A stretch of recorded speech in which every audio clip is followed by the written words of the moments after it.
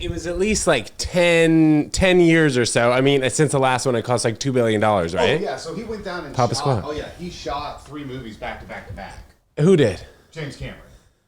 So these are like Avatar 2 is the first one that he's going to be releasing. And he's already shot the 3rd and most of the 4th.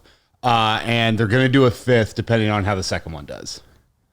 What the heck? And I imagine like the 5th one is going to be so realistic. It's crazy. He said years ago when he started this, I guess he started in 2017.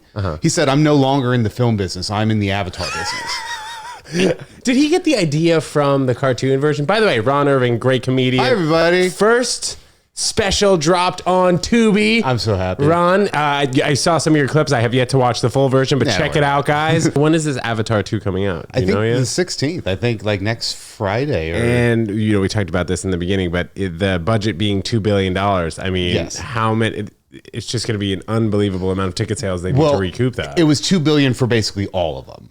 For like 2 through 4, basically. Oh, okay. Yeah. So that seems like a little bit more feasible for him to do, you know, almost close to $1 billion for each of them. But then, like, it's so different than other movies back in the day, you know, where directors and actors and even like production companies would rely on the DVD back end. Oh, yeah. You don't get that. Yeah. So I wonder if they would put Avatar after like maybe a year in theaters or maybe 6 months in theaters, like onto a streaming service, maybe like a Tubi or something like that. So here's what I'm thinking, because it's Fox, now Disney owns Fox, blah, blah, blah.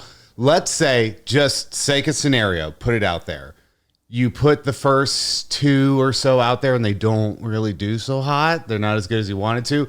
Then you just make 4 and 5 Disney Plus exclusives.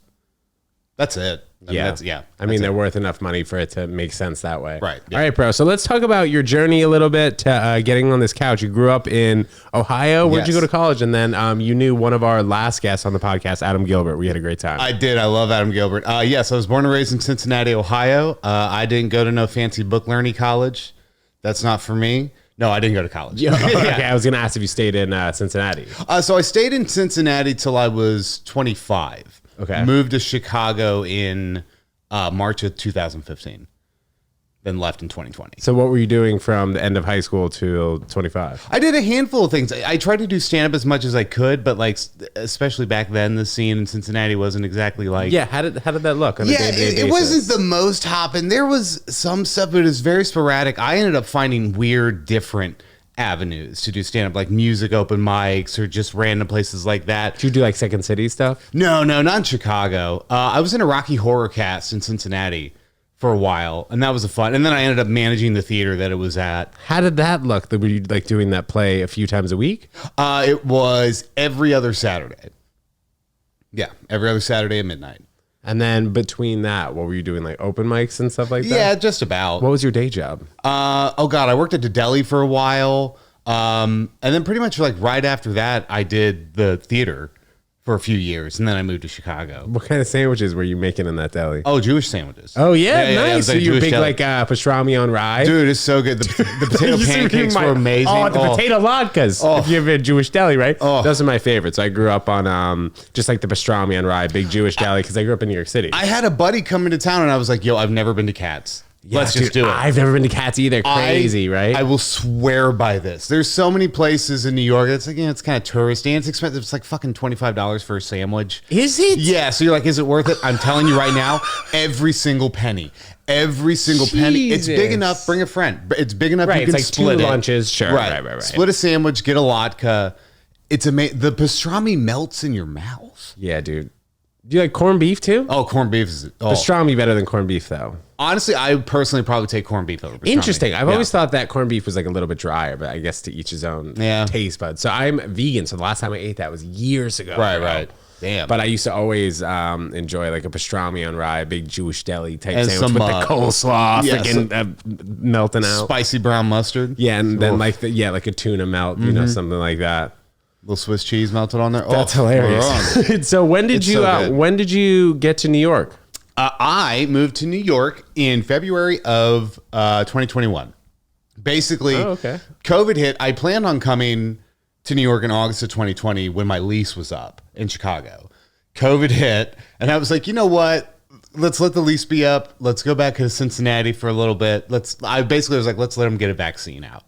And once that happens, I'll make the leap to New York. So that's what I did. Did you have to move home when you went back to Cincinnati? No, I found a friend who needed a roommate. It was a really good deal in a part of the city. So I just lived with her for like 6 months and that was it. What does the rent kind of look like there? Like for a 2-bedroom, 2-bathroom, a nice one. We had like a decent unit basement. I think my rent for that was, I think we split it. And I think the rent for that whole place was like $800 for like a washer dryer?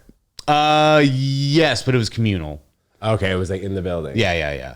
No, and that was like a basement unit in a decent part of town. But I mean, honestly, if you like get into actually like an interesting part of the city or any kind of like hip part of the city, dude, it's kind of getting up with New York. Really? Yeah, like I mean, it's not like as bad. You know, it's not like a You think it's maybe getting up to Chicago type? Yeah. Okay. Like it is getting comparable. So it's like you think about it, and it was like, okay, so yeah, if I went back to Ohio, I'd be paying roughly what I'd be paying here, and it's Ohio, so I'd be making half. So yeah, no, I don't. Why would I ever do that? What were you like living in the downtown area? Ish. I was like, Cincinnati. I was like, I could walk to downtown in like 20 minutes. And is the weather like comparable to New York or Chicago? But pretty much the same. It's like, cold winters. I mean, sometimes it gets bad, pretty like standard. Did you do any of the big comedy clubs there? And what are some of the big comedy clubs? In Cincinnati? Yeah. Well, Cincinnati, you have Go Bananas. There's really only two. There's Go Bananas, and then there's a Liberty in the Funny Bone in Liberty, which was originally right across the bridge from Cincinnati in Kentucky. Just like right there. Now it's in like this northern suburb called Westchester. So I haven't been to the new location since that opened, but I hope they're doing well. Shout out to them. Did anybody notable grow up in your town? Like Rob Dyrdek, LeBron James? Let's see. Carmen Electra, All 98 Degrees. What? Carmen Electra? I went to the same high school as Carmen Electra. What high school was that? Princeton. Okay, so a big time tennis player from maybe Shaker Heights. Is that close to Cincinnati? You've heard of that? I think it's not too far. Okay, well, I knew someone who was from Shaker Heights, and then I knew someone, Chase Buchanan, who's a big time tennis player. Okay, who grew up there. But I played tennis, so like I would know a bunch of kids just from seeing them on the ranking list from Ohio. Right, and I actually played a tennis tournament in I think it might have been Cincinnati one time. They have like some the Big East tennis tournament. Yeah. Spielberg's also from Cincinnati, so is George Clooney. Okay. George Clooney's dad is a politician in like northern Kentucky. So he's in town like every 4 years when his dad needs to run Kentucky and Ohio are right on the border of each other? It's our Jersey. It's like right there. Like literally just... Is it like a little bit cheaper than Ohio? Oh, yeah. So people cross the border for work. I go over there. I go over to Kentucky. Cigarettes are so cheap. They're basically free. I was just going to say, yeah, dude, like here the cigarettes are like, it's like equivalent to probably 2 packs. Right. It's like $15 a pack in New York. Yeah, here. And it's like 7 or 6. No, even there. Like if I go over to Kentucky... like $4 or $5. So it's just all taxes here that's really just driving up the price? Yeah. Does that make you want to quit? I mean... Or you just like relaxed by cigarettes? Yeah, it's just whatever. It's fine. Yeah, man. Look, I eat really healthy. I exercise. Dude, a lot of comedians love cigarettes. So I think it was like the entertainment business. Yeah. It's like just people are outside just trying to chat. You know, also, like, it's a good, like, let's go outside. Also, they're delicious and good for you. Kids, come on in. Take a seat. Wait, dude, tell me you're smoking unfiltered Marlboros. Yeah. No, what are you actually smoking? No, I got Lucky Strikes. Actually, dude, Lucky. I remember when they were not allowed. Dude, like when I was 16 years old, then I went to Italy. I was buying packs of Lucky Strikes from my boys back here and home. They're like, dude, you got to get me the soft pack Lucky Strikes. Those were, you would see them every once in a blue moon. We're talking about cigarettes. Like whenever I would go just driving around the Midwest, you'd go to some random spot and they would have Lucky Strikes. Why did they come back? Why did they make it come back? They brought them back. They're filtered now. It's not like a whatever. Oh, is that why they initially got banned from the U.S.? I guess. I just think they were harder to. I don't know. But they brought them back and they're filtered and they're like a cheap pack now. So I can go get a carton of Lucky Strikes in Kentucky for like $40. Do you buy the cigarettes when you leave the country in the duty free? Oh no, I've never left the country. I was just thinking though, if is Canada close to Ohio? Kind of. It's not too bad. I mean, like Cincinnati's the very bottom of it. Oh, okay. So Cleveland, it's like right there. Right, but Ohio's touching a couple states. Yeah, correct? You've got Kentucky, West Virginia, Indiana, Michigan. And Canada too. Oh, and I think maybe or is Canada's just right above? I don't know. We'll pop it up here so you Yeah, guys can I see. just We I already won't give told you too much people. pressure, I Ron. told you I didn't go to college. No, we're doing like Yeah, geography. you just fucking, if we were talking about sandwiches and placement of the meats, Yeah. then you'd be freaking knowing what you're talking about. Right. So what was the journey from Ohio to get to Chicago and then now here in New York, and you're touring a little bit as well? Yeah. So basically, just you do what you can in Cincinnati, but it's Cincinnati. God bless it. I love you guys. Yeah, and but how often were you getting on stage there? maybe 2 or 3 times a month. Like in going along, and like the Rocky cast kept me busy, and it was all so I had like a decent amount of stuff going on. But then I kind of reached that point where it's like, well, you really want to do stand up, so you got to go somewhere that can like properly provide. And now the scene in Cincinnati is great. It's like there's tons of stuff. Does that look like an open mic where there's 80 people that come to the show type of It's show? great and more of like there are like a lot of open mics now, but there's also like along with the clubs, there's a solid base of DIY and bar shows and brewery Love shows. that. Okay. And, yeah, so there's just a solid scene there now. But yeah, so 2015 hit, and I was like, all right, well, Chicago rules, and that seems like a good kind of in between like not instead of just making the straight leap to New York or LA or whatever. Were you thinking about those three though? Chicago, LA, and New York? I knew that I didn't want to be in Chicago for more than 5 years. That was the plan. Who did you know in Chicago that took you there? Nobody. It was just kind of close? Yeah, it was just like, I'd been there, and I was like, yeah, this seems like a logical kind of like next step. How far is that drive? Like 4 or 5 hours. It's not bad. It's super close. So yeah, I moved there in 2015 when I was 25, and then I was there till 2020. Just made the rounds and did the shows. I would play a pop-up role on like a medical show that they filmed there, which is, I was a medical technician. So that just meant like every few episodes or so, I was like, they're bringing him in. It's like, he's flatlining, and I'm just one of the dudes like helping. On a TV show? Yeah. I'll just say it, Chicago Med. It's on NBC. Oh, Yeah. wow. Whatever. Right. So that's what I did that for 3 years. I did that full time for 3 years. And then, just doing the comedy stuff and going around. But doing that full time, were you like on call full time and you weren't working No, I get a full schedule. time? Okay. Yeah, I get a schedule. But yeah, so it's just after that, and then like COVID hit, it's like you kind of evaluate. It's like, all right, again, Chicago, God bless it. I love it to death. If Chicago could offer me what New York could offer me, Chicago. I was in Chicago a week and a half ago, 2 weeks ago. Yeah. My buddy Giulio Gallerati did an hour at the Den. So I hosted and opened a show. Loved it, dude. Yeah. So I was there for 48 hours. It was, some of the best like short-term visit places I've ever been. Went to the suburbs, spent like 6 hours there, came back to the city, and kind of experienced like a mini trip doing that. Walked around the city a little bit myself. Architecture is beautiful. I love it, dude. It's amazing. Again, like And it wasn't freezing, bro. Right, yeah. So I wasn't like dying. If I could have like stayed in Chicago and accomplished all I want to accomplish, then sure, I absolutely would have done that. But like, yeah, I mean, again, just like Cincinnati, it has a ceiling. I felt like I did pretty much everything I could do there. I went there to do what I wanted to do, which was to just grow and get some credits under my belt and whatever. And it felt right. So it's like, all right, it's time. Like, let's get to New York. Were you doing showcase shows in Chicago? Like, how did your week look on like a typical stand-up week? Stand-up schedule, depended a lot on the filming schedule, because there were weeks that's like 14-hour days, 14-hour days down there. But yeah, depending on that, try to pop in as many mics as I can just to work on stuff, stay relevant, and then maybe show or two a week. There was a couple places out there that I would like host shows regularly. Yeah, it flew around a lot. I didn't really have too much of a home base, but I definitely I was out doing comedy, God and schedule willing, like 6 nights a week, be that a mic or a show. So Damn. And did you ever spend any time in LA? no, I haven't been to LA yet. Oh, really? No, but I tore up that Midwest circuit, like that Midwest comedy circuit, living in Chicago. I went great because the bus and taking the Greyhound and the Amtrak out of Penn Station down there everywhere. Love that, man. Yeah. And you're here in New York to stay? Yeah. So you love New York the most out of all three of those places, or what? Ooh, I mean, Other two honestly, places? again, I might have to go with Chicago. Why is that? Isn't it dude. just unbearably cold?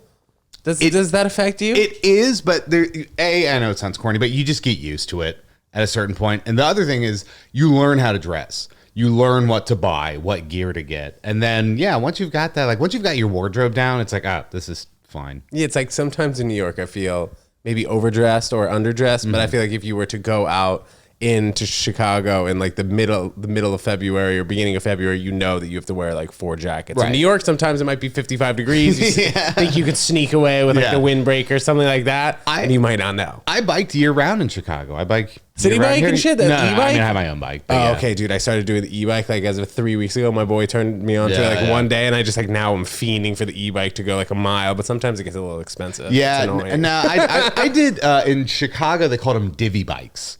That's our version of city bikes. Oh, okay. And I did that, I think, my first year living out there. And then you just bought a bike? Yeah, it was good for getting acquainted and like getting the feel of biking through the city. And then after a point, I was like, all right. But how often were you able to use your bike in Chicago? Every day. Really? Like I bike even everywhere. through the snow? Oh, yeah.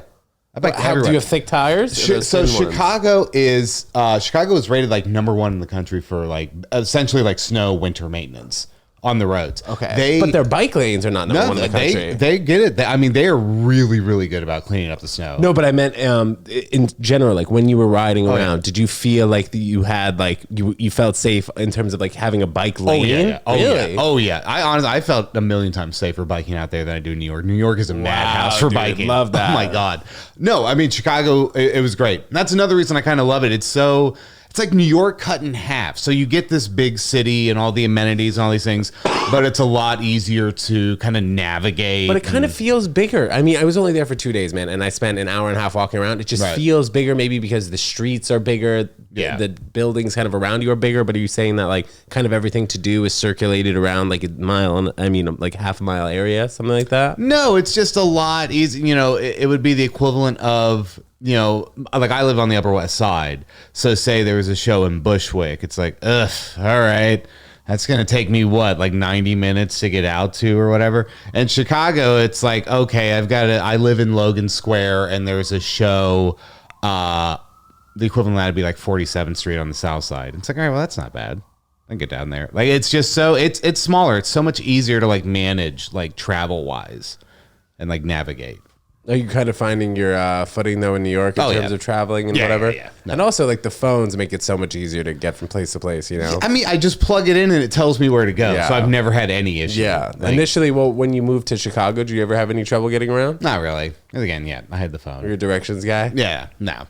I would, that's the other thing I found in Chicago. It's like, you know, I got to a certain point where it's like, I fucking know where I'm going. I don't need this thing anymore. Go. And it's like here, even though the city's like built on a grid, I'm still kind of like, it's tough when it gets into those names. Yeah. You know, the numbers are easy. When you're like, have to go from 14th and 6th to 23rd and 8th, it's easy. But then when you have to go to Broome to fucking Mott to Stevenson Street, Jersey, you're like, all right, let me whip out the phone. So let's talk about your special, dude, on Tubi. Yes. How that came to be, how long you were working on that 45 minutes, and where you filmed it. yes. So that actually kind of like tracks perfectly if we're talking about my progression. So I was here in New York, moved in February 2021.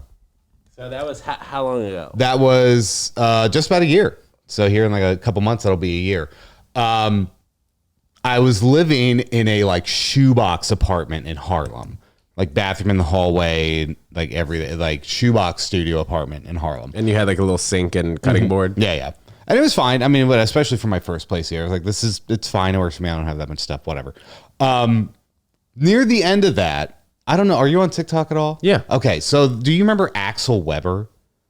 Yeah, he was like climbing the fucking buildings and shit at midnight. Was he? Yeah. I don't remember that. Oh, that's how I knew of him. I think he like climbed the Brooklyn Bridge at midnight on like one random summer night. What the fuck? Pop up the video, Ted Jones. Here it is, Tim, right can we here. bring that up? Which one? No, I'm talking to the invisible producer. Yeah, no, popping up right here. Yeah. Right. Wow, here. look at that. Look at that. Whoa. Yeah, see, you didn't know about this. Whoa. Anyway, continue. You're talking about Axel Weber. So he went. His initial thing went like big buku crazy viral. It was like, here's what it's like to have the smallest apartment in New York City. Oh, I remember that. Yes. And I was like, I don't know about that, buddy. And so I made a response video to that, being like, hey, check this out. And I tried, I made it funny and whatever. Okay, and we're popping up right here. Can you send me this video? Yeah. Okay, see, perfect. that's me. That's my apartment. Got it? Okay, cool. So I just made that stitch fit, and that spiraled so wildly out of control. Were you trying to make like a satire of the video, or your apartment was just that much smaller? I was just trying to make a goofy response video. It'd be like, oh, really? Well, fuck you, dude. Check. I was just being stupid. And the New York Post called me the next day And they were like, we want to do like a story on you. Can we come take some pictures? And I was like, well, I'm busy tonight, so come do it tomorrow. They wanted to come that night. So they came the next day, did an interview with me, took pictures. But I was like, all right, that's cool enough. It was in the Sunday edition, and I go and buy a copy, and I'm on the front page. Like huge right there. Not on the cover, but the front page. You have to send me this too. It's insane. And so I was like, oh my God. And the next thing I know, not business, but Insider hit me up, and they did one with me. And then they did another one because that one got 8.5 million views, and it was their most popular article. I must have seen this, dude. Dude, they did another one. Thrillist did one with me. And then after that is when it's just all those publications that you see just like ripped it and everything. Now, theoretically, didn't other people in your apartment building have like the same size unit as yours, or was yours like a special one? No. I know at the very least, the unit next to me was sized like that. Oh my God. So I believe others were as well. One dude commented on that video. He's like, LOL, I live on the 3rd floor of this building. Like he was trying to get a special too. That's hilarious, dude. But then, I mean, again, like, so both my grandmas saw my face when they went to go check their email on Yahoo. Beautiful. They both text me about it. I got checking their email on Yahoo. I know exactly, right? Like, who the fuck? That's in. There's a bit about AOL. Yeah, there's a bit about that in my special, which is basically that. The punchline is that it's just like, who the fuck? Whatever. So it's everywhere. I was supposed to go on the Rachel Ray show. They were gonna like come in and redo my apartment. Redo. Like yes. Just like rearrange, I guess. Sure. Like make it more space efficient or whatever. Sure. And then that ended up canceling. Do you know the square feet of your apartment? It was 100 square feet. 100. Yes. It was a shoebox. Wow. Yeah. And then I canceled that because I got a nice new apartment out of that. Somebody reached out with an open unit and they talked to me. It was great. And it was within my price range. And yeah, so now I'm there. Were you initially getting paid for these interviews though? No. So you were on the look for other apartments as it was? Not really. I mean, honestly, if this offer wouldn't have came up where I am now, I probably would have signed another year with that place because why not? I don't. But the rent didn't go through the roof at the Harlem place? Not that I know of. Well, when you were, did you end your lease with them or did you leave early? No. Because it happened around the same time as my lease was ending. So I was like, let's just. Damn, dude. Yeah. So because of that, that was one of the good things that happened. That happened. I got an agent out here because of that. And then the stand-up special happened. A great production company called 4x3 Productions. They're awesome. They reached out to me and they're like, yeah, this is what we do. We make stand-up comedy specials and all this other stuff. And I was like, great, let's do it. Because I was planning on DIY filming one. And releasing it on YouTube. Yeah, YouTube. So no, I'm not actually gonna put that out there. Somebody's gonna steal that idea. Never mind. But yes, put it out for free. But they reached out and they're like, well, we'll just do everything, and we have these deals with like streaming services. And I was just like, yes, sure, yeah, yes, please. And we did. We shot it in Cincinnati. We shot it at a place down there called Radio Artifact, which was awesome. Those guys were awesome. It's a great little venue. And yeah, now it's free to watch on Tubi, and Tubi rules. I don't know if you do you ever dig into Tubi? Not much. Tell us about it. I love it. So it's a streaming service. It's free. It's just awesome. It's half like garbage, but good garbage. Garbage that you want to watch. Like, oh shit, yeah, that's fun. It's half that and half, holy shit, you have this? I need to watch this right now. Like, it's actually super solid, impressive film catalog to it. And it's free. I love Tubi. And I love that my first special is on Tubi. So that's great, dude. So getting to that whole point, though, what else was made of the like smallest apartment in New York City? You living in that? What else happened? I mean, I got a bunch of new followers out of it. That was cool. Mm-hmm. The agent was cool, and I mean, I don't know. That was pretty much about it. It was just a wild few months, dude. But a lot of good came of it. So, and now your apartment is better. Yes. Say? Now I have I have the perfect size studio for me. Love it, now. dude. Yeah. I always talk about that. Having a space that's just for you is perfect. Right. You don't have a girlfriend, wife, or dog? No. My girlfriend. I do. I have a girlfriend. And you guys live together? No. She's in Cincinnati. Oh, long distance. Yeah. How's that been? That's great. I go home all the time. How often are you home? Like I spend a week a month there. Really? Yeah. How do you get there? I could fly through Allegiant for like $100 round trip. I just bust my ass for like 3 weeks and make all the money I can. Do you do shows when you're out there now? Yeah. Oh, yeah. Last time I was in town, I put one together. That was fun. So do you have any plans to go on like a tour, mini tour? What does that look like? Especially now with the special out. I'm trying to line up as much as I can. And also, I was just recently in a pretty big commercial That was a very nice paycheck. So I just got that the other day, by the way. I'm very happy. Congrats. So with that, and now with special out, it's like, all right, I've got money and a special on my hands. I need to take the time, and I Start reaching out to like black box theaters. Promo blitz. Just Brilliant, dude. Yes. That's the way to do it. So we'll see how 2023 goes. So you think that for the most part, the best way to promote this special, I'm just asking, is cutting up clips, posting them all over the place, sending clips out, and then bringing attraction to your YouTube channel, or also just the Tubi special? Yeah, the Tubi special is big. I mean, just trying to draw attention to that overall. But then with that, just drawing attention to me. Maybe my TikTok, I think we're at like 36K on TikTok now, which isn't bad. I mean, it's not crazy, but you know, it's growing. So that's probably the main avenue that I'm working with right now. And just seeing where life leads me. That's pretty much it. What's been your favorite part about New York so far? Oh, man. You've been through almost, I guess you have like another month and a half before you've been here a year, right? Yeah, 2 And then years. 2 years. Yeah, Then yeah. you've been here for all the seasons. It's better than Chicago in the winter. I'll say that. More slush, though. Chicago gets bad slush. But don't you like the speed of New York, being able to get everywhere pretty quick? Oh, yeah. Being able to zip around. Because, I live in Manhattan. I bike everywhere. I can zip all over the place. How long does it take you to get to... Would you take your bike to Bushwick when you go? Yeah, probably. The weather depending. How long does that take? Probably an hour 15 or so. Damn. Do you have a motor on your bike, an electric motor? No. So you just like the thrill of biking in the city? I just like more than anything, I like that I'm not paying for transportation and it's exercise all in one. That's very nice. That's true, bro. Because I love walking everywhere, but me like to too. walk to some shows on like the Lower East Side just takes an hour. So Right. sometimes it's like not realistic That's to not do bad. that. Yeah, but I love to walk. Yeah, I love it. Walking's great. I lost like 100 pounds like 2-3 years ago. Yeah. I was a big boy. Big bald boy. 100? Yeah.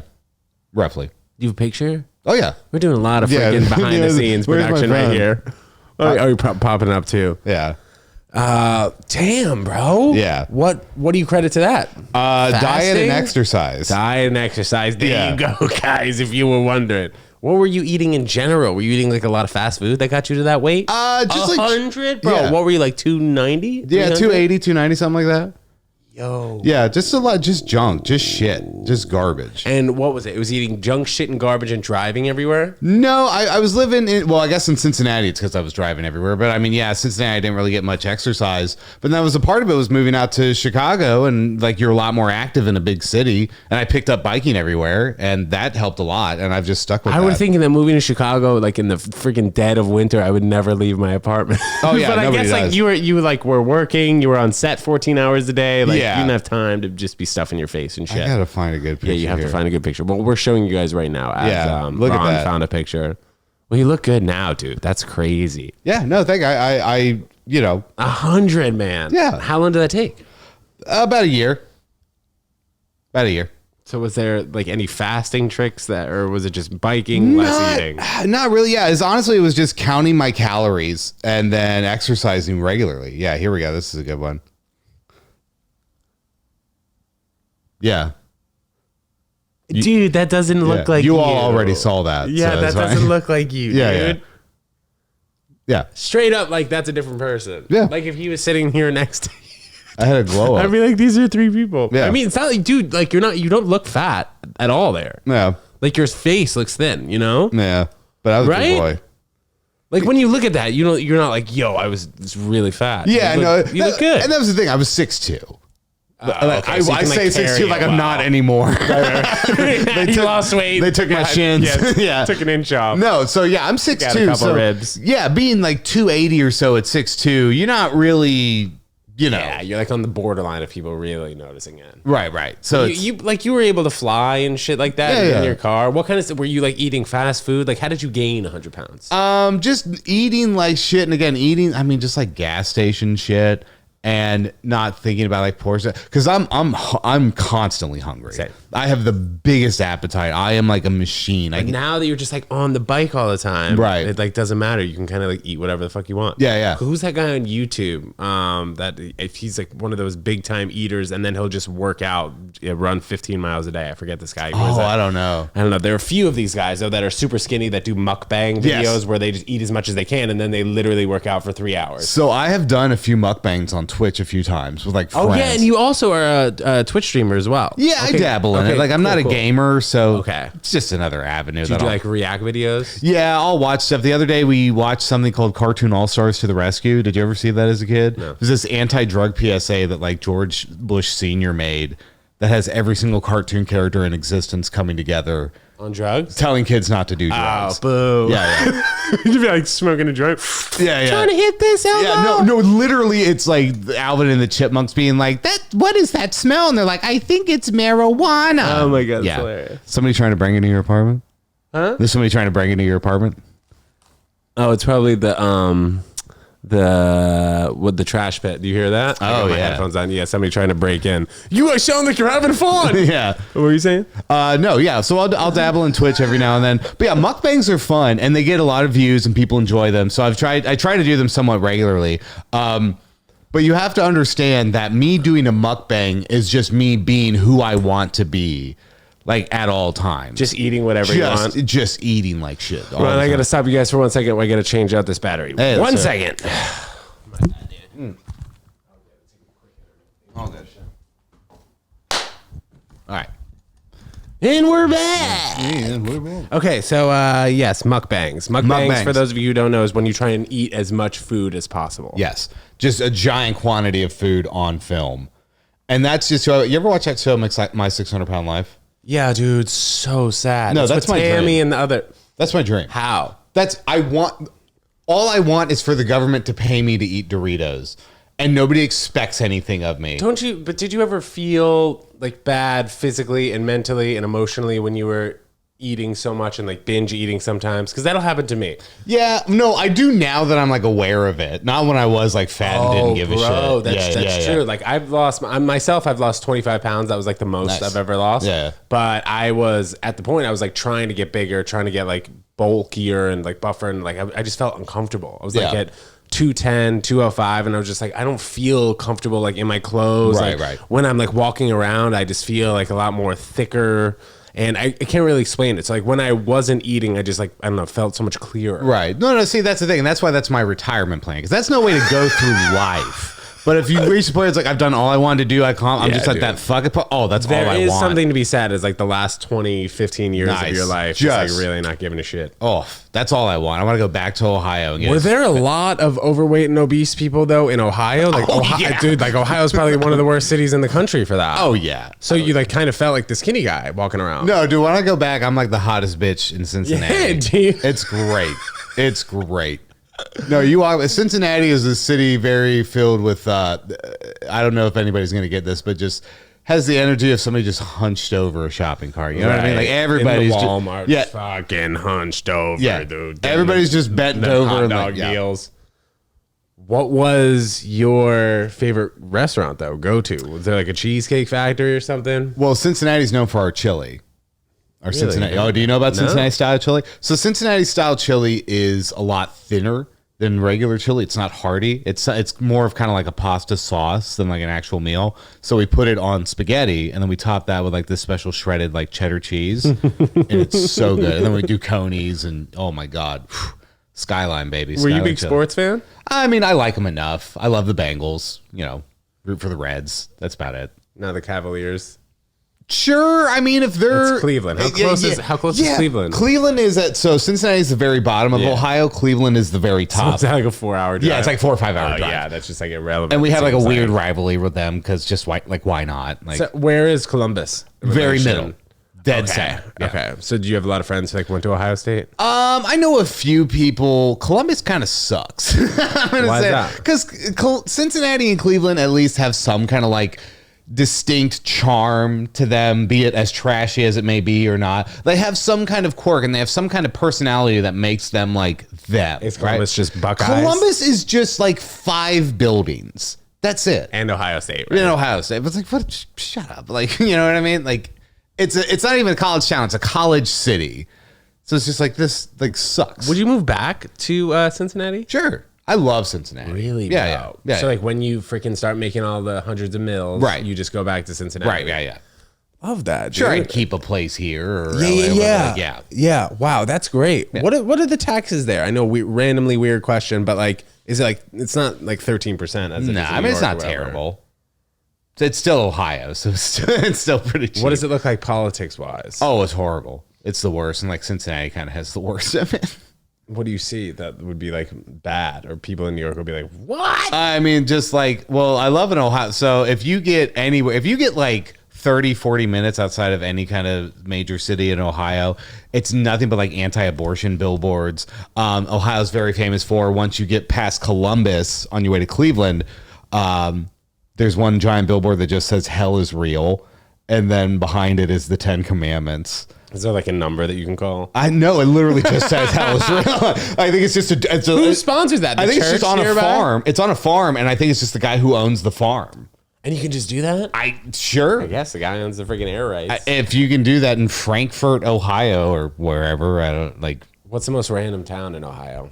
The most random town, there's been twice that when I wasn't living there, there's been twice that I've been booked in Ohio, and I did not know where the place was in Ohio. One was in Sydney, Ohio, and I'm like, I have no idea what that is. S-I-D or S-Y.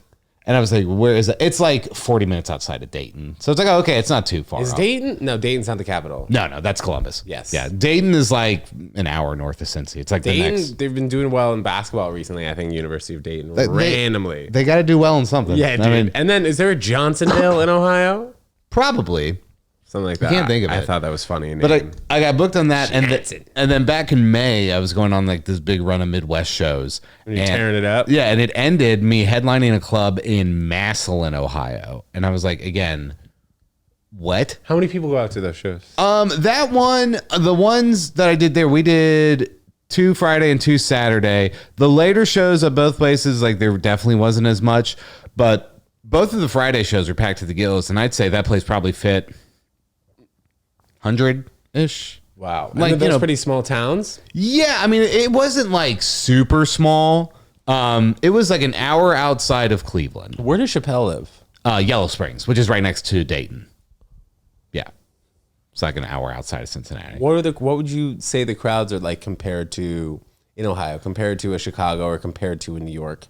Just because, like, I mean, anybody who would like go to Ohio would think that, you know, these people are going out. They haven't seen comedy in maybe a couple of years besides on TV, when you consider potentially some New York crowds maybe more spoiled. Right. I think there's people who talk about, this was a big notion that I heard in Chicago, was people would be like, oh, that's a good joke that you got there, but is it going to work on the road?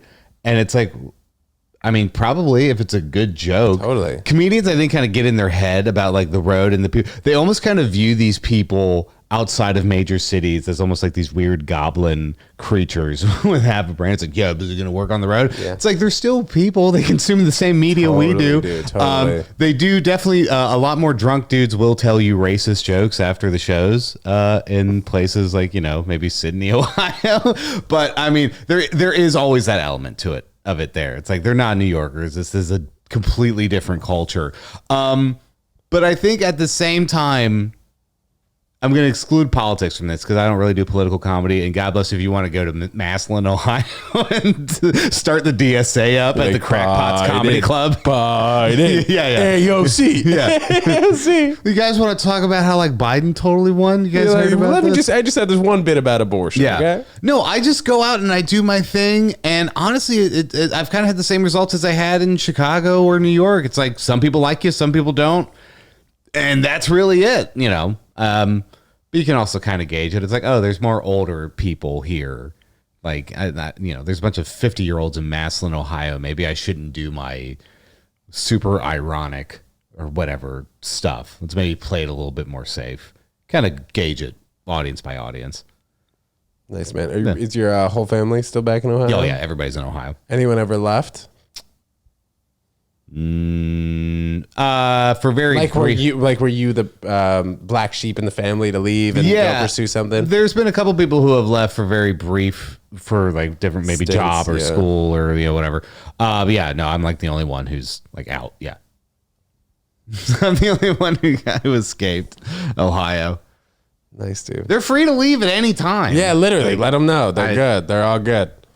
They're all freaking good. Ron, this has been a great episode, man. Yeah. So before we get out of here, let's talk about a few things career-wise that you're looking forward to, besides potentially starting like a little mini tour for yourself. What do you look to accomplish in New York in the upcoming years while you're living here? You know, right now, what I think my focus on is I'm just thinking to myself, I have a special on a streaming service. Let's utilize this as much as And we Ron, can. the way you reach out to me, why don't you tell everybody watching and listening the power of email and just reaching out? The power of it, I'm telling, like, you have no idea. It's like, how do I get on this thing? You would be surprised some of the people who will email you back.